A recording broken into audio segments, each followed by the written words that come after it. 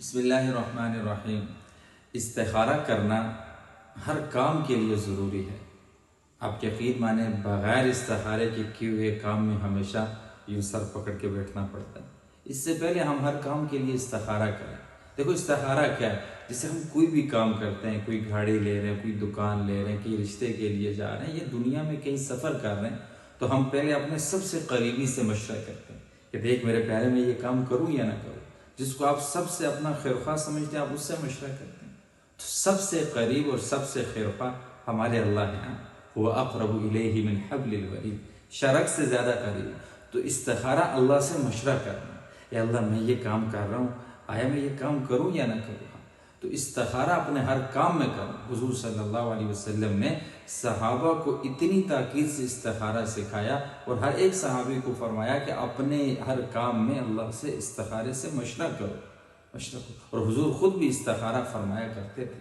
تو استخارے کی کیا ترتیب ہے کہ استخارہ جب ہم نے جس معاملے میں کرنا ہو، رات کو اچھے سے ہم جو ہے وضو کریں، وضو کرنے کے بعد ہم 2 رکعت صلاۃ استخارے کی نیت سے پڑھیں، اور اس کے بعد ہم اپنی بیڈ شیٹ صاف کر لیں اور اچھی صاف پاک بیڈ شیٹ کے اوپر لیٹیں، قبلہ روح ہو کر لیٹ کر دائیں ہاتھ اپنے منہ کے نیچے رکھ کر اور قبلہ منہ ہو کر ہم جو ہے لیٹیں۔ لیٹنے سے پہلے کسی سے نفلوں کے بعد کوشش کریں کہ بات نہ ہو، اور پھر جو ہے پوری یکسوئی سے ہم اس دعا کو پڑھیں۔ دعا بھی ہر ایک پیج سے نیٹ سے مل جاتی ہے، یہ کتاب مسلم کتابوں میں لکھی ہوئی ہے۔ اچھا وہ کتاب جب ہم دعا پڑھیں اللہم انی استخیرک بعلمک واستقدرک بقدرتک واسألک من فضلک العظیم فإنک تقدر ولا اقدر وتعلم ولا اعلم وانت علام الغیوب اللہم ان کنت تعلم ان هذا الامر، مثال کے طور پہ دکان، ان هذا الدکان، مثال کے طور پہ رشتہ لڑکی کا نام لے کے ان هذا الامرأ، لڑکی کا نام، کہ یہ لڑکی یہ دکان میرے حق میں خیر لی فی دینی و معاشی و عاقبت امری فاقدرہ لی ویسرہ لی ثم بارک لی فیہ۔ پھر دوسری دفعہ اللہم ان کنت تعلم ان هذا الامرأة هذا دکان شر لی فی دینی و معاشی۔ یہ پوری دعا ہم پڑھیں، جہاں ان هذا الامر کا لفظ آتا ہے وہاں ہم نے اس چیز کا نام لینا ہے جس کے بارے میں استخارہ کر رہے ہیں۔ پھر آرام سے سو جائیں، صبح اٹھ کے جس طرف ہمارا غالب گمان ہو اور جس طرف زیادہ وہ چیز ہمارے ذہن میں بیٹھی ہو اور ہمیں اپنی طرف کھینچ رہی ہو وہی کر لیں۔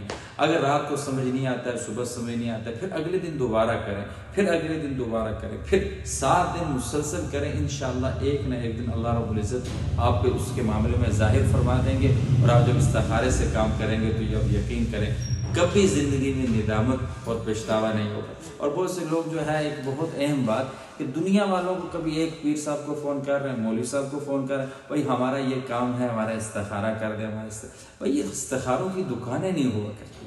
دیکھو کام آپ کا، معاملہ آپ کا، مسئلہ آپ کا، زندگی آپ کی، اور وہ کیسے اس یکسوئی سے اور اس ہمدردی سے کرے گا جس سے آپ کریں گے۔ اس لیے کسی کو کہنا، کسی کے پاس جانا، یہاں تک کہ سنا بڑی بڑی دکانیں کھلی ہوئی ہیں، 3-3 ہزار ایک استخارے کا لیا جا رہا ہے، رشتے کے استخارے کا 5,000 لیا جا رہا ہے۔ تو یہ ساری چیزیں جو ہے نا اللہ سے دوری کا نتیجہ ہے۔ تو جب ہم اللہ کے قریب ہوں گے تو اللہ سے استخارہ کریں گے، اور خود جس یکسوئی سے ہم کریں گے دوسرا کوئی نہیں کرے گا۔ لہٰذا خود استخارہ کرنا، بار بار کرنا، بار بار کرنا، انشاءاللہ اللہ آپ پہ ظاہر فرما دیں گے۔ اور پھر دن کو یہ دعا پڑھنا، اور ایسے ہی چلتے پھرتے ہوئے دعا پڑھنا، جو اللہ آپ کے دل میں ڈالیں وہ کر لیں، انشاءاللہ کبھی زندگی میں ندامت اور پچھتاوا نہیں۔